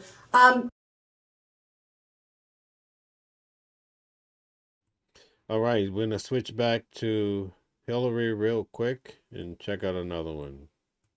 In past public statements, as in 2017 speeches and interviews, you described Pizzagate as a baseless conspiracy theory, alleging you and others ran a child sex trafficking ring from a Washington pizzeria basement. Have you reviewed any 2025-2026 Epstein files that were released that you believe reference or relate to those specific 2016 claims regarding the Podesta emails, Comet Ping Pong Pizza used as code possibly? I'm sorry, does You're this asking relate? her about whether Excuse me. she's reviewed emails In the Epstein files. which relate to the wacky Pizzagate You scandal. could characterize it however you want. I just would like to know if she's familiar with any of them. So She's excuse me, commenting. your question is about whether or not she has reviewed any emails in the Epstein release files about Pizzagate. Correct.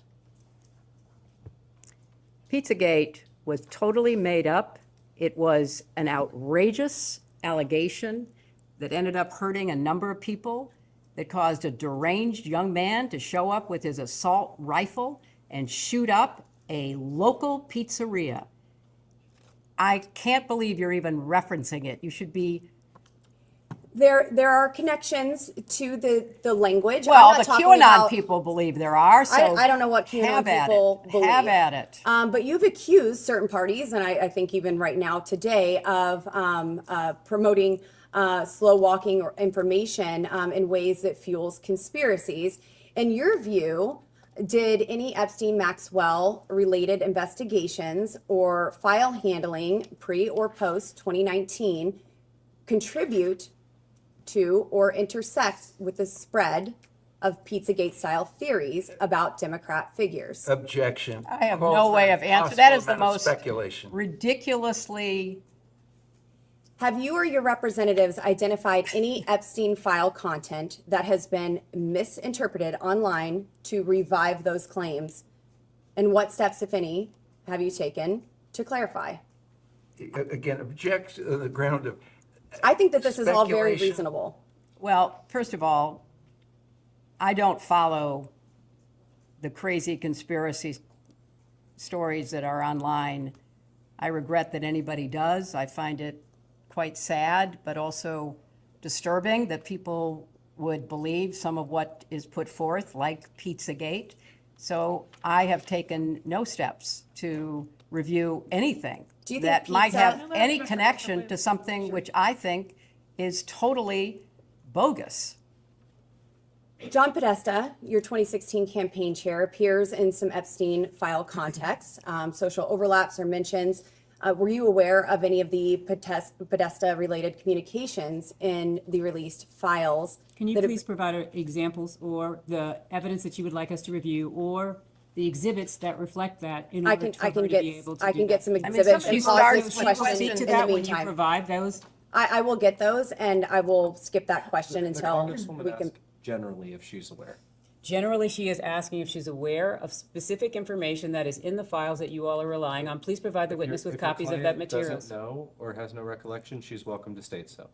We're also welcome to actually see the information that you're speaking And to. again, the representative is asking general. I mean, general really, questions. I She's mean, I familiar. expected a lot of interesting questions today, but Pizzagate was not on my list. It's okay. We're asking all sorts of things here. You certainly are. You certainly are. We're just trying to get the truth out to the American people Well, that and would get be some clarity. very helpful. Are you aware of any files that were on Anthony Weiner's laptop in a folder that was titled "Insurance, Life Insurance," with a zip file titled Excuse me, "Frazzle"? I'd like the chairman's, This is no, way I'd like outside the the chairman's scope. ruling. This is way within the outside the scope? scope. This- Is this within the scope, Mr. If Chairman? the chairman rules that it's not within the scope, I Mr. have Chairman, other based on questions. what you said in the public hearing, is this within the scope? We can go off the record for a moment. to confirm Mr. if the Chairman, is this chairman within the will- scope? We'll go off the We'll record. go off the record and consult. Okay, guys, we're approaching our 2-hour mark. We're going to check out one more video from Bill Clinton from this deposition, but I'll do a deep dive another night, and we're going to really get into this deposition and some other things, but let's get to it. Good morning, Mr. President. Good morning. I'm Melanie Stansbury. I represent New Mexico's 1st Congressional District, and it's an honor to have you and your counsel here. This is a very important investigation, and we obviously have a lot of questions. And for me personally, this case is all about justice for the victims.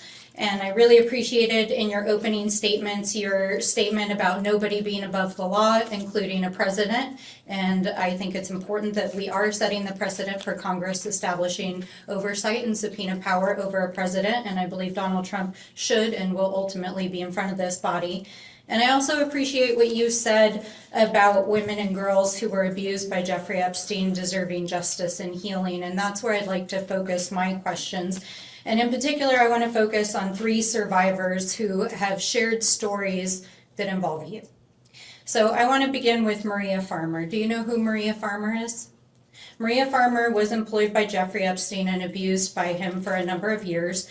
And she first reported her abuse to the New York PD and FBI in 1996. And she states that she has personal knowledge that you visited Jeffrey Epstein's house 3 to 4 times while you were the sitting president between 1995 and 1996. And she says she knows this based on photographs that Ghislaine Maxwell showed to her, as well as discussions with the staff. So let me ask you, Mr. President, did you visit Jeffrey Epstein's house while you were president? I do not remember doing that. I do not believe I did. How do you explain this discrepancy? Objection, calls for him to speculate. I can't speculate. But all I can tell you is I don't remember being there. Okay. Moving on to Virginia Roberts Giuffre. Are you familiar with her? Mm-hmm. As has already been established, she has stated in numerous sworn statements, including a sworn deposition in the Maxwell trial, that she saw you on the island with Jeffrey Epstein. And in fact, this morning, her family shared her diary with me. And in it is a quote wherein she writes, quote, Bill Clinton met 2 times island with 2 girls, CT, GM, and JE. What is your reaction to that? It's not true. Do you have any dates associated with that? Were there dates on the diary? I don't have that information, but we'll be happy to share it with you. Would be terrific, because I think there are also records that would reflect where else he would have been. So thanks. Did she say that in her book? This is from her personal diary that her family shared with us. But the book came out more recently. Did she say that in the book? I'm just reading you the entry from her diary that her family shared with me. I think she ultimately reached a different conclusion, although I had no contact with her. Okay, well, I just want to make sure that it's on the record that is Virginia Giuffre's statement.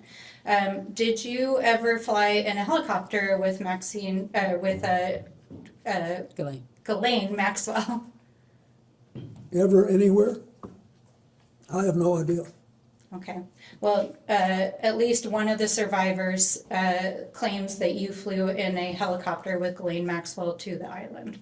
Did you ever? Then I did not do that. I've never been to that island. Okay.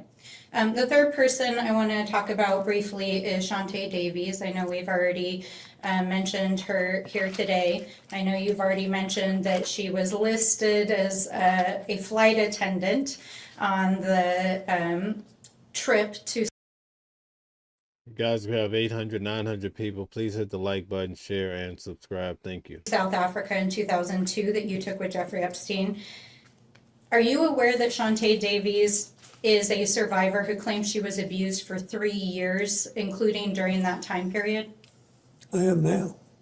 And are you aware that Jeffrey Epstein recruited his victims through calling them masseuses? No. You're not aware that Jeffrey... But it doesn't surprise me. I mean, I didn't know that, no. knowing that Jeffrey Epstein recruited hundreds of minors as masseuses to massage him, and knowing that this victim, who was a survivor 3 years of his sexual abuse as a masseuse, was on the plane, does that make you think about the massage you received from her differently? Can I just interrupt? You're saying knowing, you know that. He was saying that he was unaware that that's how Mr. Epstein was recruiting his individuals. I'm asking if today, hearing this. You seen the picture? I have a copy of it right here. Yes. Well, I'm sitting up and I'm just asking if now that you know that Jeffrey Epstein recruited girls as masseuses, does that reframe that photograph, and knowing that there were girls on the plane that were being abused? Objection. It states facts not in the record. You can ask this witness what he thinks or remembers about anything that happened, but I don't think it's right to ask him to speculate. she wants to know if I feel bad about it, yes. I'm not, I think Don't you?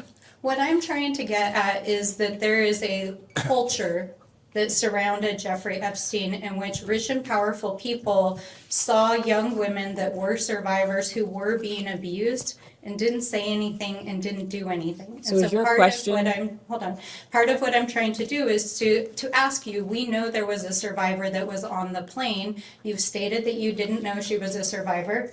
I understand that, but I'm asking now that you are aware that Epstein was recruiting survivors as masseuses, does this make you rethink what you saw as you were traveling and interacting with him? So he has already spoken to, wait a minute. I want to make sure that you are clearly answering her question. He's already stated what he saw and what he knew. And so what you're now asking him is, given what you've now shared with him, does he think any differently about what he saw and what he knew? Thank you. Yes, thank you. I wish Shantae had told me. I liked her. Mhm. But I didn't think it was anything unusual.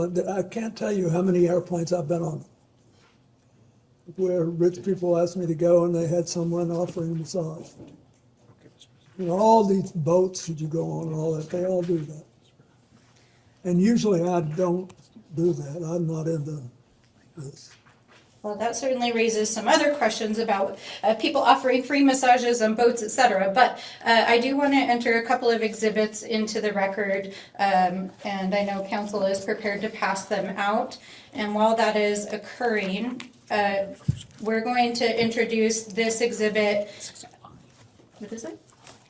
Exhibit I, it'll be Minority Exhibit I, which is a FBI PowerPoint that was included in the files that were released as part of the Epstein Files Transparency Act.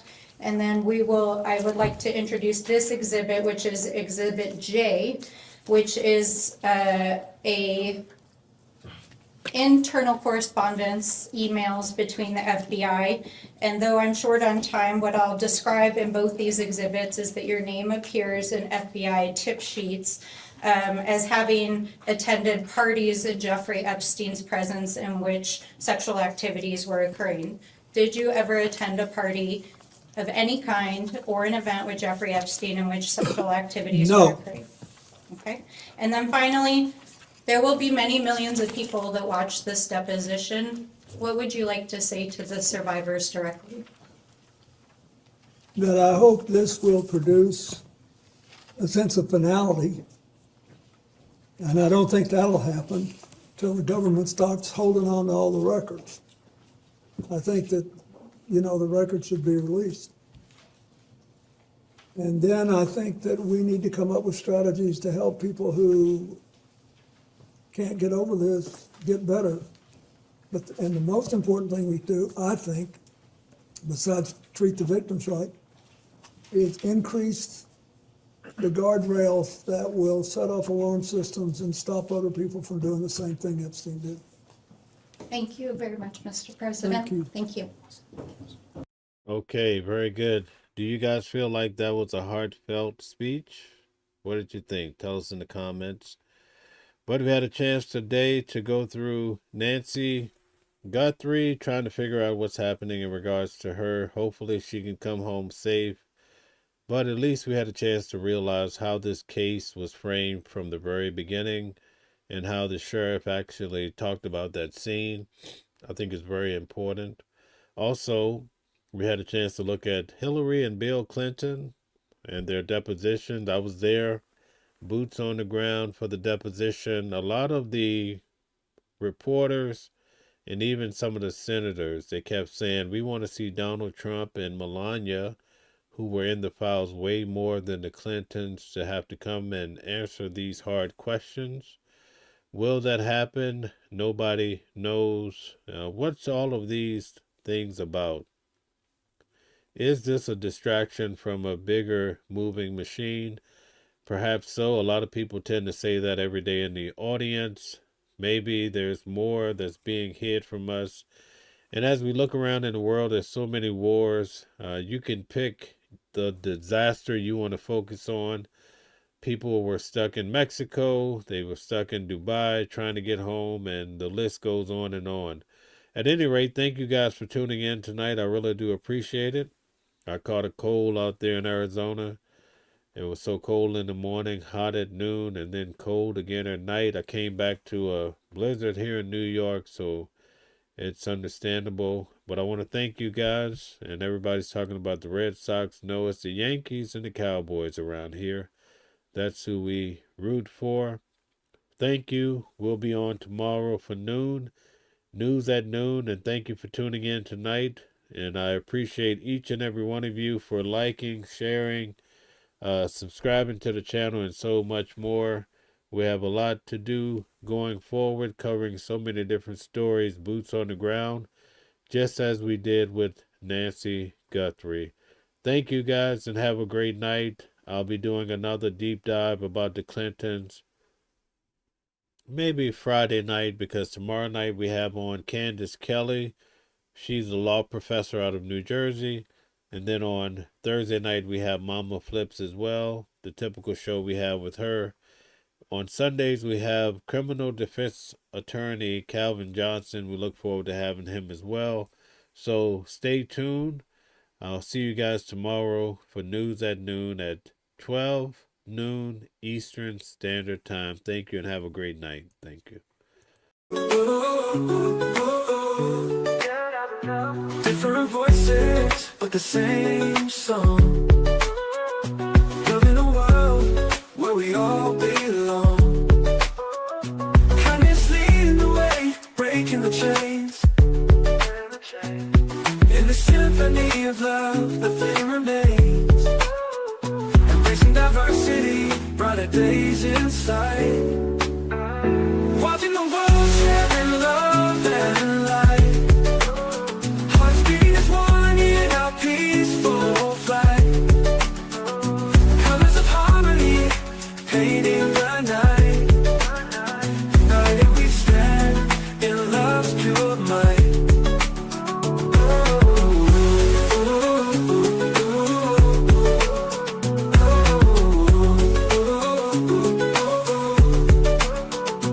Watching the world sharing love and light.